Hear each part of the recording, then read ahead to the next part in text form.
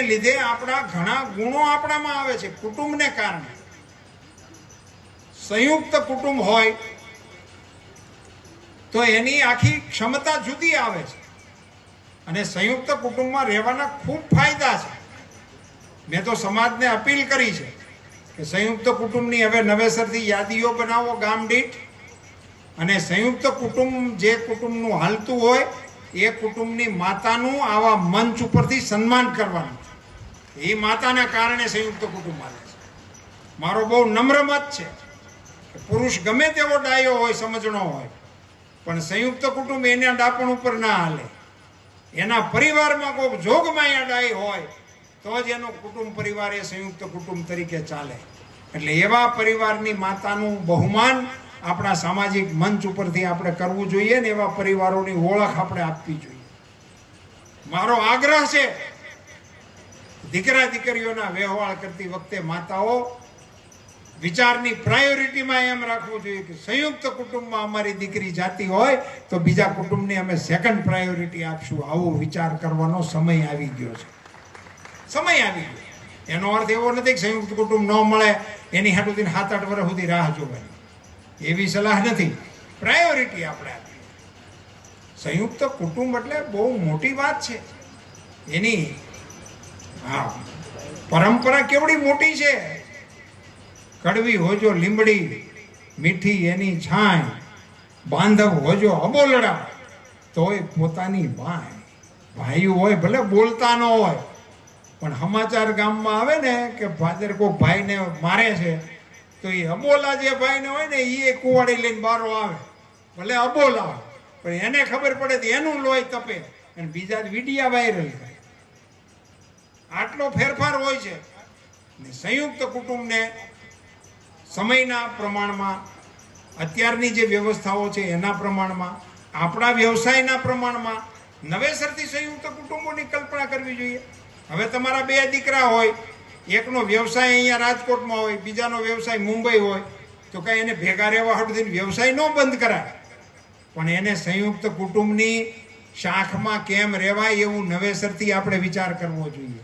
એ વર્ષમાં 2-4 વખત અચૂક આખો પરિવાર ભેગો મળે, પ્રસંગોપાત બધા ભેગા હાલે, વ્યવહાર ભેગા હાલે. આવી બધી રીતે નવેસરથી સંયુક્ત કુટુંબની કલ્પનાઓ આપણે કરવી જોઈએ. એ સંયુક્ત કુટુંબની દિશામાં એ બાળકોની અંદર ઘડતર કરવા માટે સંયુક્ત કુટુંબ બહુ જરૂરી છે. દીકરીઓનો ઉછેર ખાસ કરીને સંયુક્ત કુટુંબમાં જે થતો હતો એ વાડની વચ્ચે વેલો વધી જતો હતો અને વળાવવા જેવડા થઈ જાય દીકરીઓ તો ઘરના મા બાપને ખબર નહોતી પડતી એ સંયુક્ત કુટુંબમાં થાય. હવે તો આપણે જ દીકરીઓને એકલી પાડી દીધી, પરિવારે જ એને એકલી પાડી દીધી અને ઉપરાંત એને બધી સગવડ આપી ફોનની. અને પછી 400 મહિને સમાચાર આવે કે કાલ બપોરથી ફોન નથી લાગતો. એ હવે નથી લાગવાનો. એનીથી આપણે કાળજી રાખવાની જરૂર છે. અને એમાં પણ મારો મત છે કે માતાઓ અને દીકરીઓ વચ્ચેનો સંવાદ જે ઘટ્યો છે એને કારણે પણ દીકરીઓની આ સ્થિતિ છે, એવો મારો મત છે. થોડોક સમય આપો. દીકરીઓ સાથે નજીકતા હોવી જોઈએ. દીકરીના મનમાં કોઈ વિષય વિચાર આવે તો એ મા સામે ખુલીને કહી શકે એવી સ્થિતિ હોવી જોઈએ. દીકરીઓ ગાતા ગાતા આપણને કહેતી હતી, દાદા એક તો એવો વરના ગોતજો દાદાજી, દાદા હો દીકરી વાગડમાંના દેજો રે સાહેબ. ગાતા ગાતા દાદાઓને બધું સમજાવી દેતી હતી કે અમારા માટે આવું આવું કરજો. હાલતો તો આપણો વ્યવહાર હાઈ ક્લાસ. હવે એ દાદાને નથી કહેતા, બાપાને નથી કહેતા, માને નથી કહેતા અને બધાને મૂકી અને લંગુરની પાછળ વિયા. આ વિષયને ગંભીરતાપૂર્વક આપણા સમાજે લેવાની આવશ્યકતા છે. કુટુંબ વ્યવસ્થા, ઘર સભા અને એમાં દીકરા અને દીકરીઓની વચ્ચે પરિવારમાં સંવાદનું વાતાવરણ વધારે નિર્માણ થાય એ દિશામાં આપણે પ્રયાસ કરવાની આવશ્યકતા છે. સમાધાન નિશ્ચય છે અને નાની નાની ચીજો છે એમાં બદલાવ નથી કરી શકતા. હજી તમે જુઓ તો નન્નામીને ડાબી જમણીને આગળ પાછળનું ની જે સ્કીમ છે એમાં હજી કોઈ ફેરફાર નથી કરી શકતા, કારણ કે બીક લાગે. હા, અને પાછું મેલડીમાં આરે જોડાયેલું એટલે એ બધું એમને મજા લે છે. તો એ આ બધી બાબતો જે છે એ આવી રીતે એમ કરતાં કરતાં પરંપરાઓ એ સમાજના વ્યવહાર તરીકે પ્રસ્થાપિત થતી હોય છે. તો એમાંની આપણી લગ્ન વ્યવસ્થાની જે પરંપરાઓ હતી એમાં મેઇન વિષય એ હતો કે આપણે 1 તારીખે લગ્ન કરવા માટેની આપણા સમાજની વ્યવસ્થા આપણા વડીલોએ વર્ષો પહેલાં વિચારેલી હતી. આ વિચાર કેવો છે એ બાબતે મારે આપનો અભિપ્રાય જોઈશ. 1 તારીખ વાળો વિષય કેવો છે? 1 તારીખે લગ્ન થાય, હા, મોળા પડી ગયા.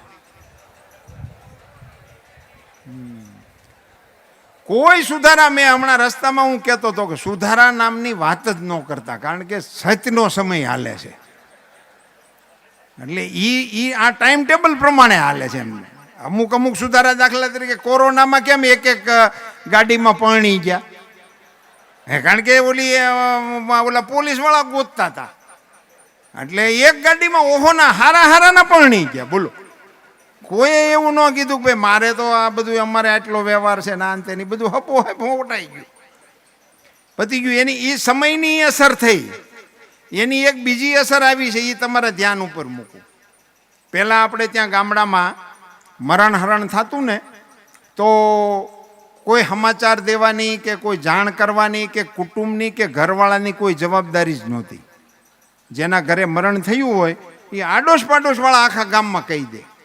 અને એમાં જ્ઞાતિભેદ પણ ગામડામાં તો નહોતો. ગમે એનું મરણ થયું હોય, ગમે તે સમાજનું, તો એ આખું ગામ એમાં હાજર જ થઈ જાય, એમાં કોઈ પૂછતું જ નહીં.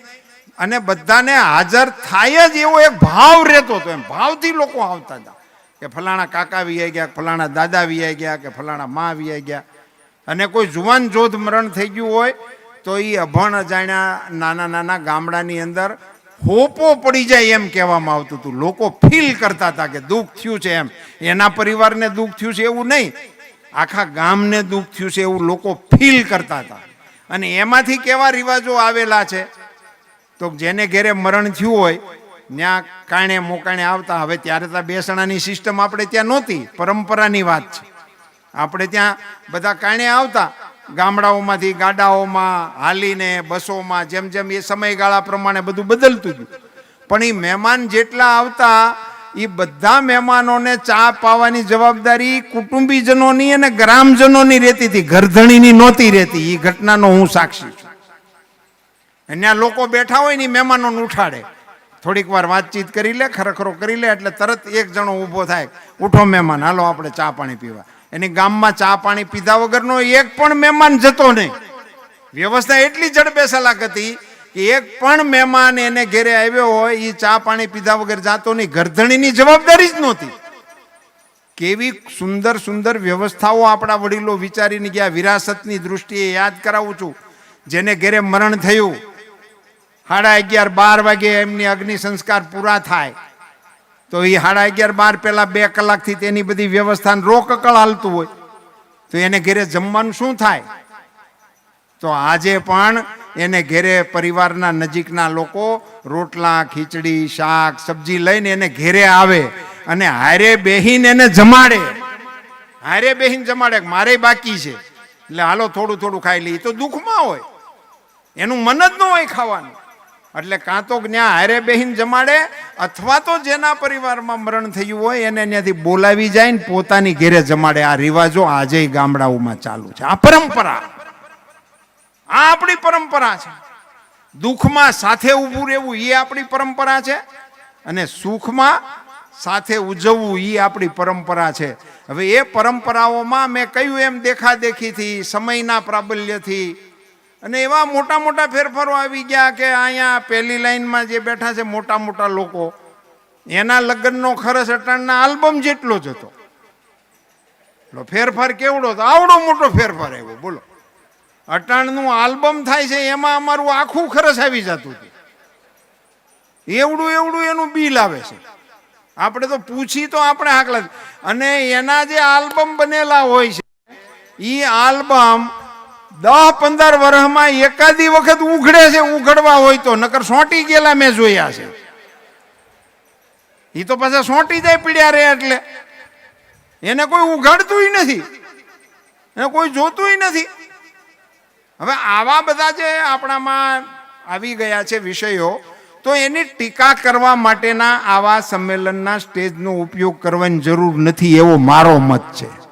આવી ગયું તો આવી ગયું, આપણું જ છે ને, બીજું કોણ કરવાનું? આમાં આ કોઈ બીજા તો છે નહીં, આપણે ને આપણી વાત કરવાની છે.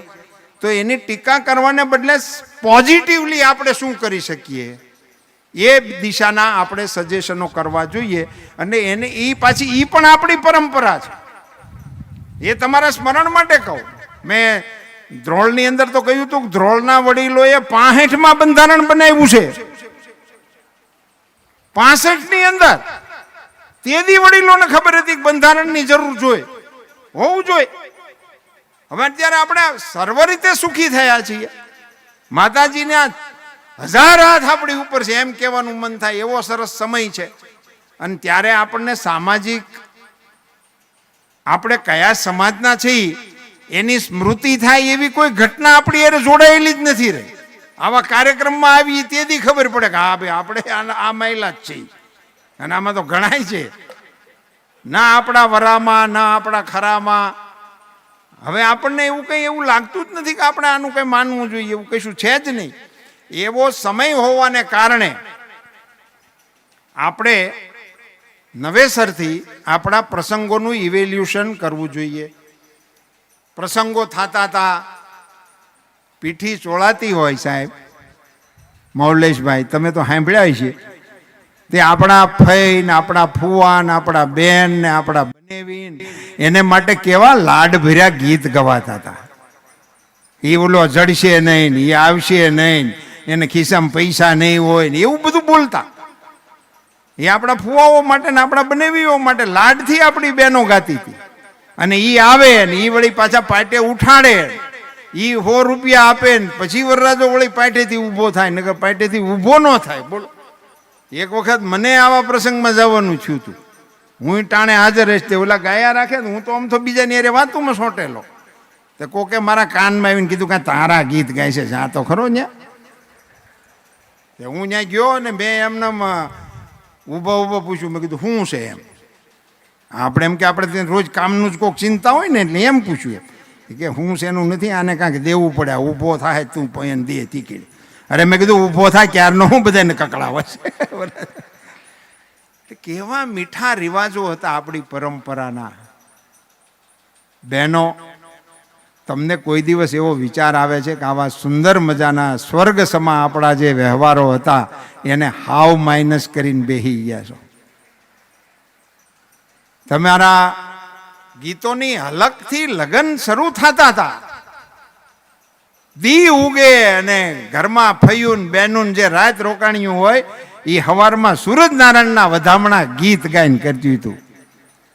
સૂરજ ઉગ્યો રે સરોવરિયાની પાળે કે વાણલા ભલવાયા રે, દાંતણ કરજો રે ને એમ કરી કરીને હંધાઈને ઉઠાડે. ગીત તમારા મંગલ ગાનથી શરૂ થતા હતા. એને વરરાજાને ગણે બેહારે ન્યાથી તે એક પ્રસંગના ગીત, તમારા ગીત વગર પ્રસંગ હાલતા નહોતા. આપણે 100% ભાડા ઉપર કરી નાખ્યું. શું થયું તમને? એવું કાંઈ ન થયું કે તમારો આ ગરાહવી હોઈ ગયો એવું? બહેનોએ તમે હાથે કરીને જવા દીધો છે કે ગયો છે ને તમે જોતા રહ્યા છો? એનો વિચાર એકલા બહેનો ભેગા થઈને વિચાર કરજો કે આ વ્યૂ કેમ ગયું આપણા. તમારી ઓળખ હતી આ સાહેબ. સમાજ જીવનની અંદર એમ કહેવાતું કાણે હાલી આવે છે ને, એમાં જો મરનારની બેન હોય ને તો ખબર પડી જાય સાજીયા ઉપરથી કે એની બેન આવી છે. સમાજને ખબર પડી જતી હતી. રોણું તમારી કલા હતી, રોણું તમારો વ્યવહાર હતો. અત્યારે ખરેખર જાય ને તો હું વાત કરવી ને એને આવડતું નથી અને ક્ષોભ પામે એવી સ્થિતિમાં આપણી દીકરીઓ ને વહુઓ ઊભા રહે છે. ક્યારેક જોઈ પડીએ ને ત્યારે અમને શરમ. ક્યાં આવ્યું ગયું આ બધું અને કોણ આપશે એને? પરંપરા અને પરિવર્તનનો વિચાર કરવાનો હોય તો સિનિયરોએ જુનિયરને આપવા માટેની વ્યવસ્થા વિચારવી જોઈએ. એ અત્યારના સમયની જરૂરિયાત છે. વડીલો, તમે સાસુ એટલે 3 સ્ટાર પોલીસ ઓફિસર કહેવાય. આઈજી ડીઆઈજી ઈ રેન્ક સાસુઓ એટલે ગજબના. એનો રૂતબો એટલે હા ઓવુંથી હાહ નો જાડી જબર લેવાય એમ. પિયર મળવા જવું હોય તો 5 રૂપિયા હાહુ આપે ઈ લઈને હોવું મળવા જઈ શકતી ઈ મેં જોયેલું છે. હવે તો પૂછવાનું ઠેકાણું નથી. અત્યારે એક નવી સમસ્યા આવી છે પરિવર્તનને પેલું છે હારો હારે સંભાળી દઉં. ઈ એક સાસુ હતા જેનો રોફ હલતો હતો, એ વહુઓ હતી જે સહન કરતી હતી. એટલે એ પરંપરાગત હાલ્યું આવતું હતું. એટલે વહુને કંઈ વાંધો નહોતો પડતો. એને એમ લાગતું હતું કે આજ ઈ છે ને કાલે આપણે એટલે એ તૈયાર થતી હતી કે આપણે 3 સ્ટાર આવશે એટલે આપણે તેથી આની કરતા આકરી ઉઘરાણી કરશું એમ કરીને સહન કરતી હતી. હવે એક એવો ટાઈમ બરાબરનો આ ત્રિભેટે આવ્યો છે કે ઉપરવાળા એને ગગલાવી લીધા, હવે હેઠવાળા ગગલાવે છે.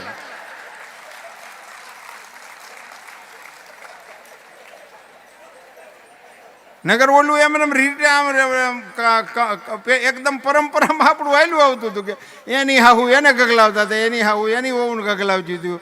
એ એમને નાલ્યું આવતું હતું. હવે એક હાહુ ની એવી પ્રોબ્લેમ આવ્યો છે કે એને હાહુ એ ગગલાવી લીધા ને વહુ ગગલાવે છે.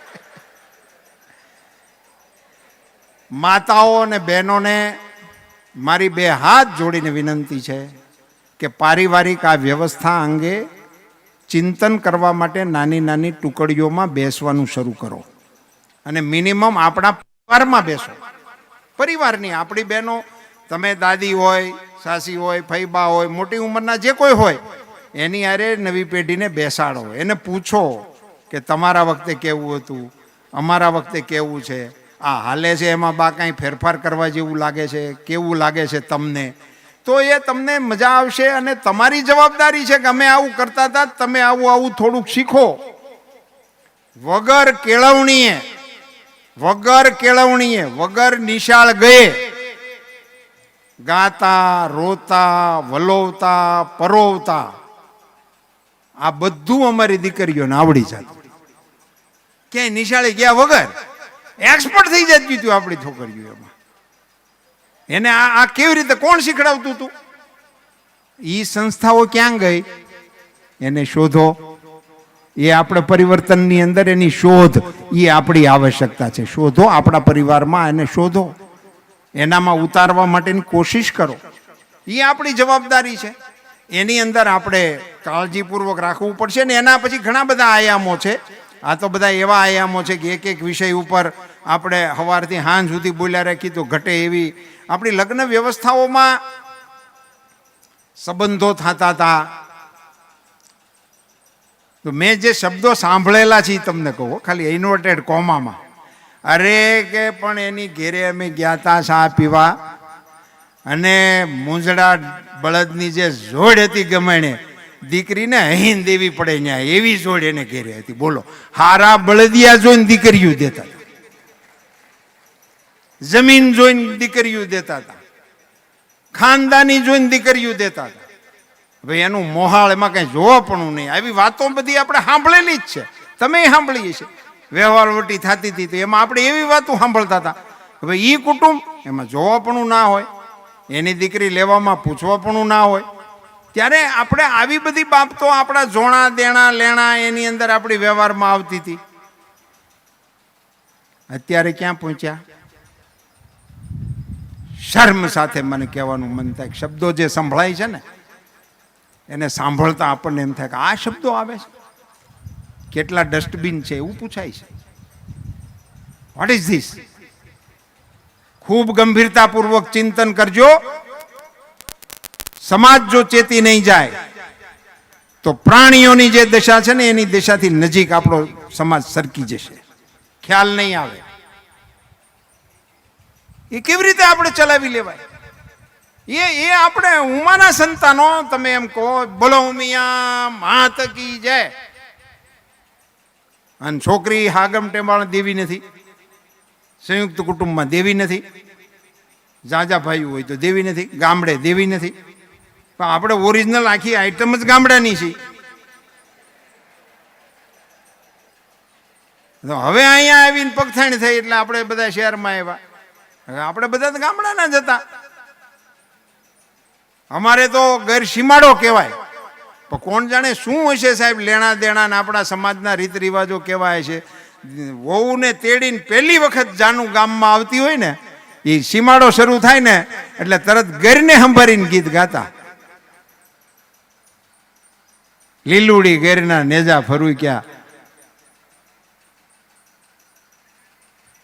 પાણી વળાવો સઘળી સીમના. આમ ગામનું પાદર આવે ને ત્યારથી એને પાણી વળાવવાના ગીત ગાતા. હોવ તો જી ઘૂમટામ બેઠી હોય એને ખબર ન હોય ત્યાં જઈને શું થવાનું. ત્યારની જાંદડીયું એને ટ્રેન્ડ કરી દેતી હતી કે આખા ગામની સીમનું પાણી એની પાસે વળાવીશું અમે. લીલુડી ગેરના નેજા ફરું કે એવા ગીત ગવાતા હતા.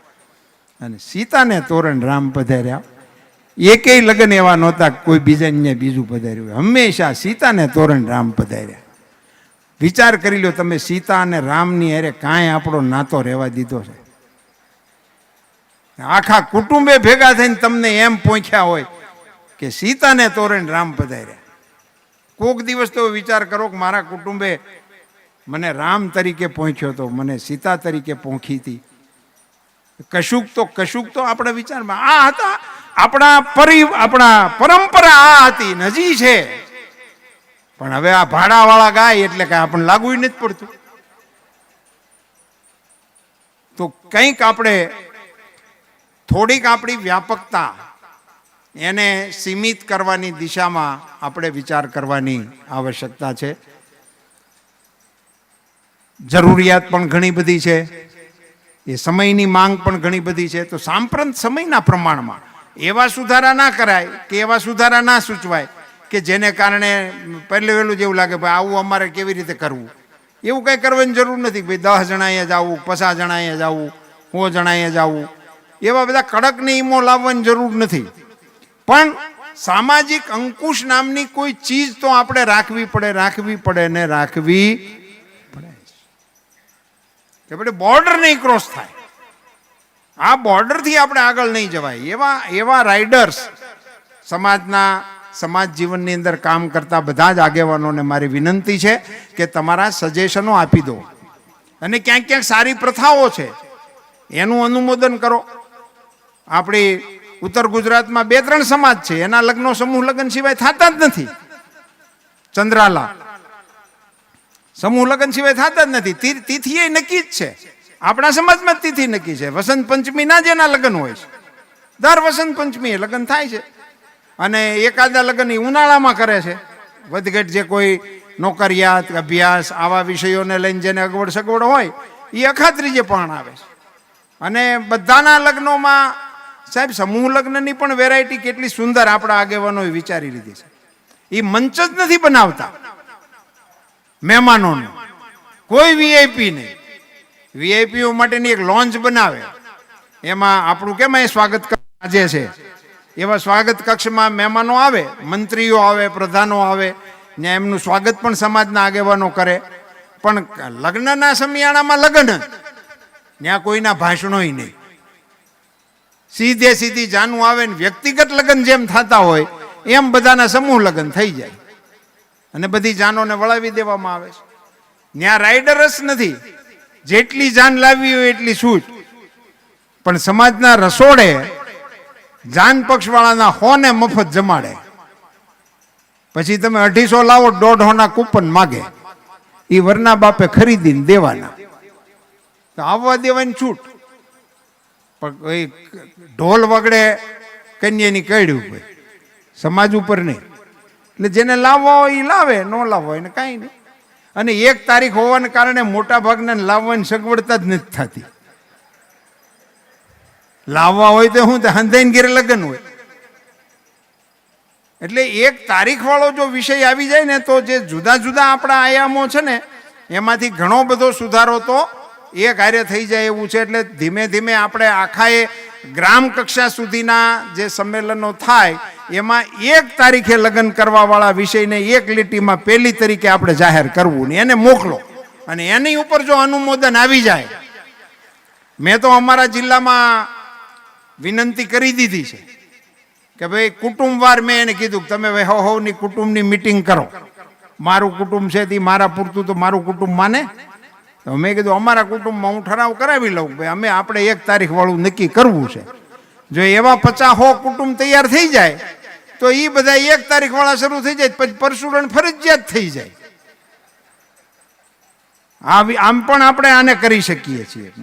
મુખ્ય કુટુંબો હોય એ કુટુંબ તરીકે પોતાના કુટુંબમાં. અને હવે સમય એટલો બધો બારીક આવી ગયો છે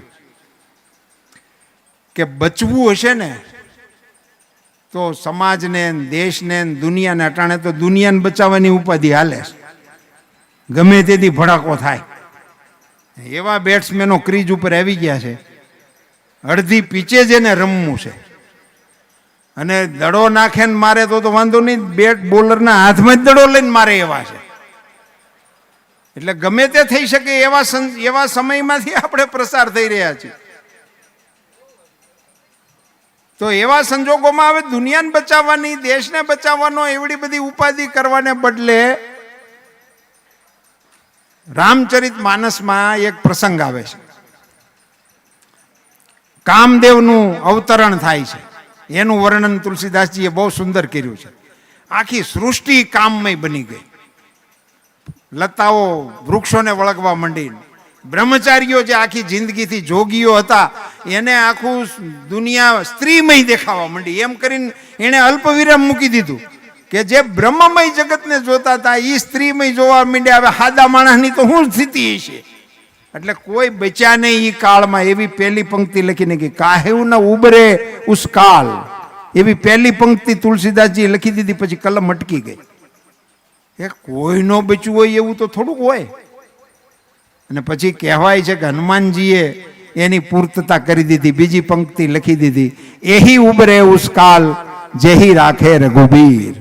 એ કાળમાં એટલા લોકો બચ્યા હતા જેને પ્રભુએ બચાવ્યા હતા, બાકી કોઈ બચી શક્યા નહોતા. એવો કઠિન કાળ અત્યારે પણ ચાલી રહ્યો છે. એટલે એહી ઉબરે ઉસ કાલ.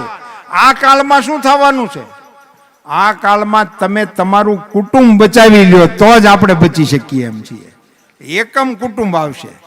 આપણું કુટુંબ બચી ગયું તો સમજો કે દેશ બચી ગયો. હવનું કુટુંબ બચાવી લો ભાઈ. આપણે આપણા કુટુંબ પૂરતું હમું નમું કરવાનું કામ કરીએ. આમ આંગળી ચીંધવાને બદલે હું મારા કુટુંબના વ્યવહાર હરખા કરી લઉં એટલે ઓહો, અને એમ હવ કરવા માંડે એટલે આખો સમાજ આવી જવાનો છે. પોતાના કુટુંબ માટે કુટુંબ સહ ઘર સભા રાખવાનું આયોજન કરવું, એવો મધ્યવર્તી વિચાર અત્યારે હું આપ સૌની સમક્ષ મૂકું છું. પ્રત્યેક કુટુંબની અંદર સભા થવી જોઈએ. પ્રત્યેક કુટુંબની કુટુંબ એ જ આપણું એકમ છે. આપણો પડઘો ન્યા જ પડે છે. આપણા ઘરમાં કેવો વ્યવહાર હાલે છે, આપણા કુટુંબમાં કેવી સ્થિતિ છે, આપણા કુટુંબના વ્યવહારો કેવા છે, એને મઠારો, એને ઠીક કરો. આપણે આખા બીજાનું બધું પછી કરશું. અને એમ જો આપણે રસ્તો પકડીશું તો મને એવું લાગે છે કે માં ઉમાની કૃપાથી આપણે આ બાબતમાં સૌથી મોર થઈ જઈશું, એવી મને પાકી શ્રદ્ધા છે. 2 ફાયદા થવાના છે. એક તો જો ઘર સભા કરશો ને તો એની મજા આવશે. આ સભા છે ને ઘરની, એ ખૂબ કિંમતી છે. વિચાર કરજો, હમણાં ઘણા સમયથી એ સભા બંધ છે. પહેલા અનાયાસે આ થયા રાખતી હતી. પહેલા તો નાના નાના પ્રસંગો હતા ને ઘર સભાથી જ શરૂ થતા હતા. લગ્ન લખવા હોય ને એટલે બધા ઘરના ભેગા કરતા અને ઘરના બધા લખાવતા. લખો અમારા કાકાનું નામ, હોવું નવી આવી હોય ને એ બધી કાકાનું નામ લખાવે, એના હગાવાલાનું નામ લખાવે. એના કુટુંબવાળાને આવડતું જ નહીં તો એ બધા સંભાળીને બધાને લખાવતા. એમ કરીને આપણી ઘર સભા જ થતી ને એમાં બધા સજેશનો કરતા હતા કે આપણે આમ કરશું, આપણે તેમ કરશું, આપણે જાનમાં આમ જઈશું, તેમ કરશું વગેરે બધી વાતો થતી હતી. એ એક પ્રકારની ઘર સભા હતી. હવે ઘર સભા થતી જ બંધ થઈ ગઈ છે. હવે તો ઘરના લોકો 5-7 જણા જે વિધ્યા છે, પીડ્યું ભાંગ્યું કુટુંબ જે આપણું 7-8 જણાનું તો રહ્યું નથી, એ હારે નથી જમતા. તમે વિચાર કરી જોજો. એના હંધાઈના ટાઈમ ટેબલ નોખા નોખા છે. કોકનો જમવાનો ટાઈમ નોખો, એનું મેનુ નોખું. 5 જણામાં 4 મેનુ છે. બોલો પરંપરા કેવી હતી કે રોટલો ને દાળ એટલે રોટલો ને દાળ જ આવે, બીજું કઈ આવે જ નહીં. પંગત પડી જાય ને ખાઈ લેવાનું, ન ખાય હાજે ખાય. આવી હાઈ ક્લાસ વ્યવસ્થા હતી, બોલો. અને નાનું મોટું રિહામણું હોય ને તોય આપણા વડીલો તો એવી સલાહ આપતા કે રિહાણો છે ને એ સાંજે 2 રોટલા ખાય, ભલે રિહાણો. આવી આવી આપણી સિસ્ટમો હતી, આ આપણી પરંપરા હતી. પણ એની અંદર મીન શું હતું? કોમન. રોટલો ને દાળ તો રોટલો ને દાળ, રોટલો ને શાક તો રોટલો ને શાક, જે હોય એ કોમન મેનુ હોય. અને છોકરાઓને એ ખાવાનું ને ભાભાને એ જ ખાવાનું. મેનુમાં કોઈ ફેરફાર જ નહોતો. એમાંથી શું પછી શીખતા હતા આપણે? એમાંથી સહન શક્તિ આવતી હતી કે ભાઈ આ બધાયનું છે આપણે એમાં રોડવવાનું, ઓછું ભાવે એવું છે કાંઈ વાંધો નહીં, ક્યારેક આપણું ભાવતું આવી જાય. એવી બધી જે વ્યવસ્થાઓ હતી ને એમાંથી સહન શક્તિ આવતી હતી. એ વ્યવહારોમાંથી સહન શક્તિ આવતી હતી. એમાંથી એકબીજાને મદદ કરવાની વૃત્તિ આવતી હતી. હવે એ સહન શક્તિ નામની ચીજનો સંપૂર્ણ વરાળ થઈ ગયું છે. માં દીકરીને ના પાડે તો સુસાઇડ કરવાના સમાચાર આવે છે. કંઈક શેમાં ના પાડી હોય, ખાલી સુસાઇડ. મળવા જાવ ના પાડી, સુસાઇડ. પરીક્ષામાં માર્ક ઓછા આવ્યા, સુસાઇડ. કેવી નાની નાની ચીજોના સમાચારો આપણે ત્યાં આવે છે. અરે આ સમાજના વિભાજન ને વિઘટનની જે ઘટનાઓ ને કથાઓ છે ને એને તમે નિરાતે સાંભળો ને મૂળમાં કાંઈ હોય જ નહીં. બોલો, શોપિંગમાં જવાના મુદ્દે ડિવોર્સ થયા છે. જે નવી હાવ લપ નવી પેદા થઈ છે. શોપિંગ નામની ચીજ જ નહોતી આપણે ત્યાં. આખા કુટુંબની ખરીદી વડીલો કરતા હતા. એ મને સાંભળે છે. એ અમને આવીને દેખાડતા હતા કે આ તારી હાટું પાટલુનનું છે ને આ બુસ્કોટનું છે. પછી મેચિંગ હોય તો આપણા ભાગ ને કોન્ટ્રાસ્ટ હોય તો એ ફેશન આપણે ગણવાની. બધાના કપડા એ આખી ગાંહડી બાંધીને લઈ આવતા. એક શેઠ હતા એનાથી ઉધાર આવતું અને એમાં બધાનું આવી જતું ને દરજી ઘેરે બેહતો. એમાંથી આ બધું હાલતું હતું. એ આપણી પરંપરાઓ હતી. હવે તો એટલું બધું શોપિંગ હાલે છે કે કેટલાક પડીકા તો 6 મહિના સુધી લાવેલા હોય એમને પીડ્યા હોય, કોઈ ખોલ્યા ન હોય. આપણે પૂછી કે હેનું પડીકું છે, કોણ લઈ આવ્યું છે? તો કે ઓનલાઈન મગાવ્યું હતું. ઓનલાઈનની સગવડ વધીને એમાં આ ઘર્યું. ઓનલાઈન પૈસા જ નહોતા તો આવે ક્યાંથી? પૈસા થયા એટલે પૈસા લૂંટવા વાળાઓએ નવી નવી ડિઝાઇનો મૂકી દીધી. તમારા ઘરમાંથી કેમ કાઢવા એની ડિઝાઇનો. અને એનો આપણે બધા ભોગ બની ગયા.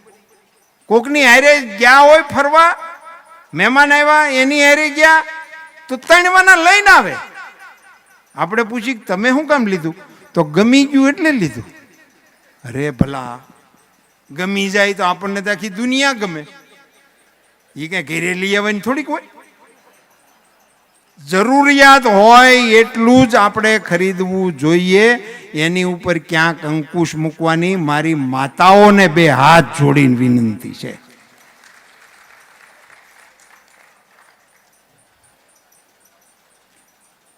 ભાઈઓમાં જે આવ્યું છે ને આ બધું બહેનોને જ લાગુ પડે છે એવું નથી.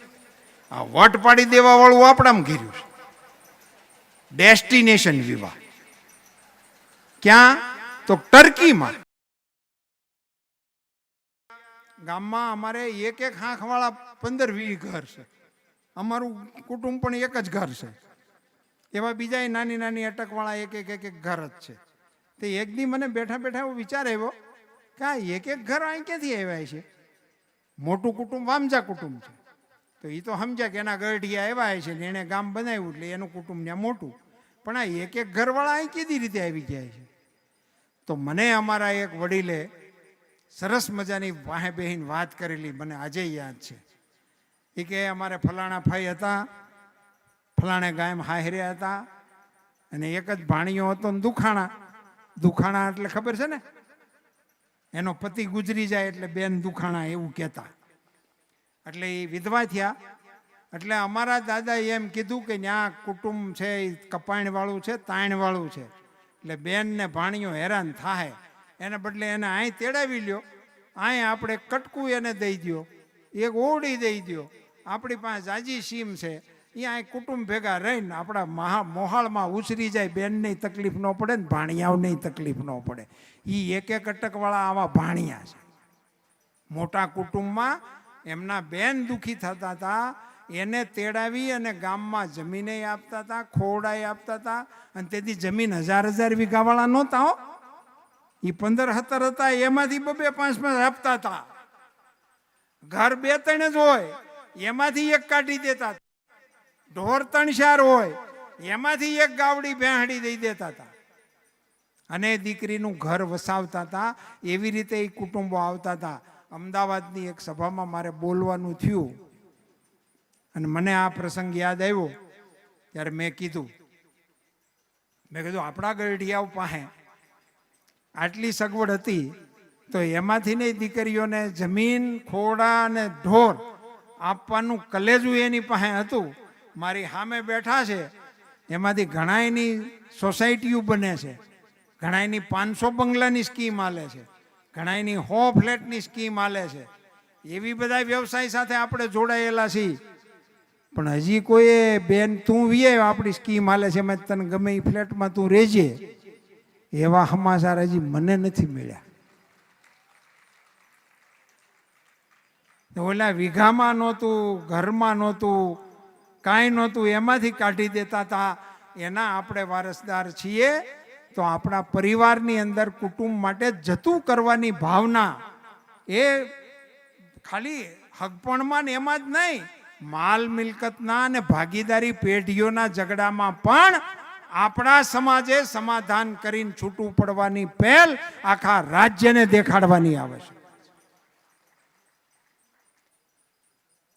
લગ્ન વ્યવસ્થા, કુટુંબ વ્યવસ્થા અને સમાધાન પંચ, આ ત્રણેય બાબતો આપણા પરિવારોએ આપણી પરંપરામાં જે ચાલતું હતું એમાંથી મને હૈયે સીડ્યું એટલું તમારી સામે મૂકવાની કોશિશ કરી છે. મારા હૈયે નહીં હોય ને એવું કેટલી દાદીઓના મોઢે હશે ને કેટલી દાદીઓનો આનો સુંદર મજાનો ઇતિહાસ હશે. એણે કુટુંબને બચાવ્યું હશે મહેનત કરીને, એણે પરિવારને બચાવ્યો હશે મહેનત કરીને, એણે દીકરા દીકરીઓને ઉછેર્યા હશે પેટે પાટા બાંધીને. એ ઇતિહાસને નવી પેઢી સુધી પહોંચાડવા માટેનો પ્રયાસ એ આપણા સમાજની વર્તમાન પેઢીની જવાબદારી છે. એ જવાબદારીને નિભાવવા માટે આપણે સૌ સાથે મળીને માં ઉમાના આશીર્વાદ લઈ અને પ્રયાસ કરીશું તો જરૂર માં ઉમા આપણી ઉપર પ્રસન્ન પણ થશે. ઉમરાવાળી રાજી થાય ને એટલે ડુંગરાવાળી દોડતી તમારી મદદે આવશે એવો મારો પાકો ભરોસો છે. આપ બધાએ મને શાંતિથી સાંભળ્યો એ માટે આપ બધાનો ખૂબ ખૂબ આભાર. ભારત માતા કી નમઃ. પાર્વતી પતિ હર હર મહાદેવ.